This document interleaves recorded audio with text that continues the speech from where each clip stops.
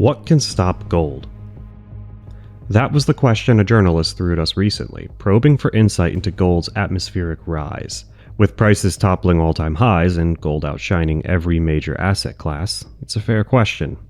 Prudent investors are starting to ask, how long can this last? There are four forces, call them the four horsemen, that could bring this rally to a halt. They aren't distant mythical threats, they're familiar, and when they arrive, they won't knock.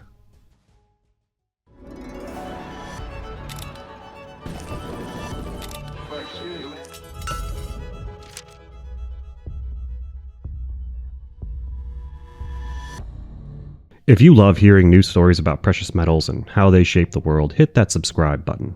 This small act makes a meaningful difference in our ability to bring you new insights. Thank you. For seasoned gold investors, the current price action needs no introduction. Since the pandemic, gold has shattered records with dizzying speed. For those newer to precious metals, here's the quick catch-up. Gold crossed the $3,000 per ounce mark for the first time in March and hasn't looked back since. Gold has rallied hard before. In the early 2000s, it climbed methodically from under $300 to over $1,800 per troy ounce by 2011. But this is different.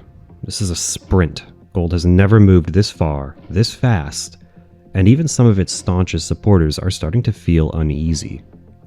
There are plenty of reasons gold could keep rising, but the higher it climbs, the more dramatic the correction could be. Few forces are more lethal to a gold rally than rising interest rates. And while markets are busy pricing in a rate cut for June, reflected in the CME FedWatch tool which shows a 56% chance of a 25 basis point cut, there's a disconnect brewing beneath the surface. Inflation is running deceptively hot.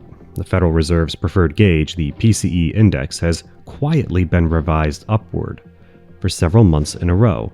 In February, the 6-month annualized core PCE was revised up to 3.4%, the hottest since mid-2023, signaling inflation may be more entrenched than early estimates suggested.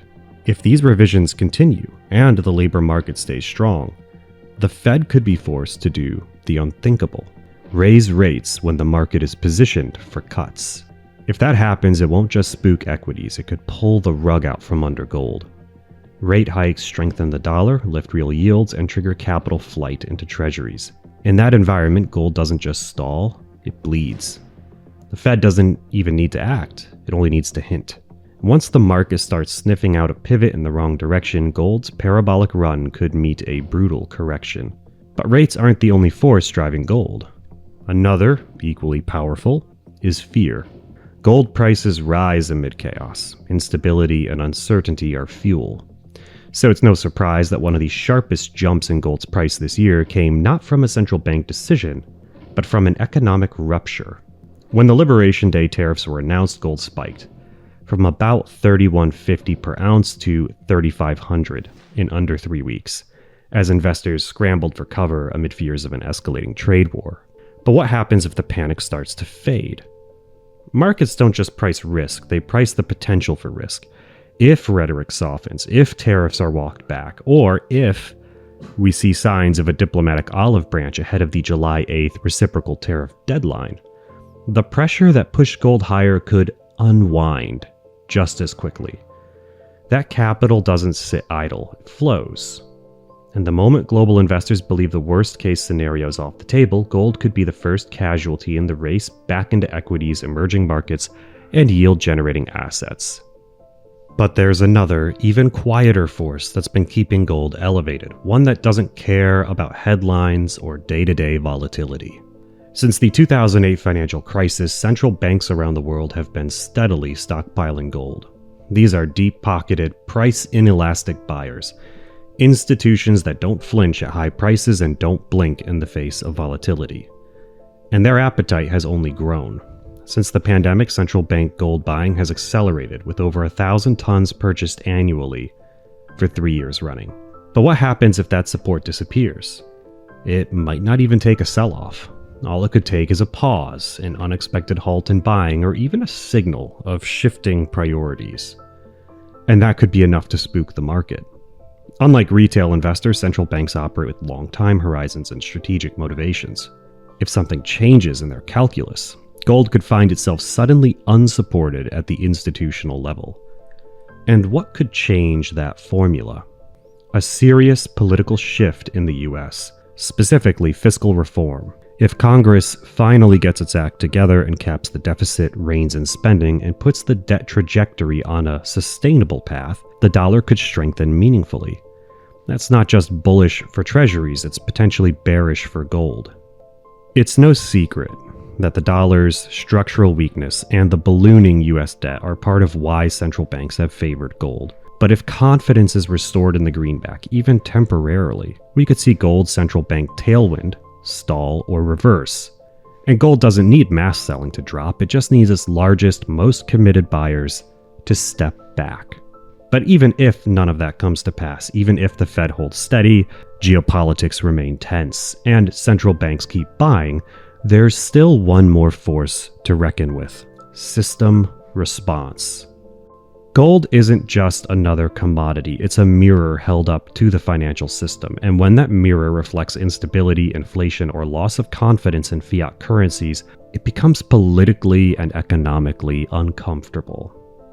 History has shown that in moments like this, pressures emerge, not always through formal policy, but through more subtle mechanisms. We've seen this before. In past rallies, regulatory changes like sudden increases in futures margin requirements have dampened momentum. Strategic selling from official reserves has occasionally been used to restore order in markets. And at times, shifts in settlement rules or trading hours have created friction just when momentum was building. Gold operates within a global financial system that has its own incentives, tools, and reflexes. If gold begins to signal that confidence is eroding too quickly, the system may act, not to destroy gold's value, but to manage its message. And it doesn't take direct intervention to shift sentiment. Even a well-timed narrative from a central bank, a finance minister, or a major trading house can cool demand and slow the rally. Gold, as a financial asset, doesn't rise in a vacuum. When it surges, it raises questions, and sometimes the answers come in the form of friction. But resistance doesn't equal reversal. Gold has faced pushback before and kept climbing. There are risks, there always are, but that's what makes gold what it is, an asset that thrives in complexity, not simplicity. It wasn't long ago that gold sat comfortably below $2,000 an ounce. Today, that price feels like ancient history. And with so many forces still pushing gold higher, from currency debasement to central bank backstopping, no one can say with certainty where the ceiling lies. We've just explored what might stop this rally, but it hasn't stopped yet. And that's all we have for you today. Please remember to like, subscribe, and share with a friend. Thanks for watching, and we'll see you next time.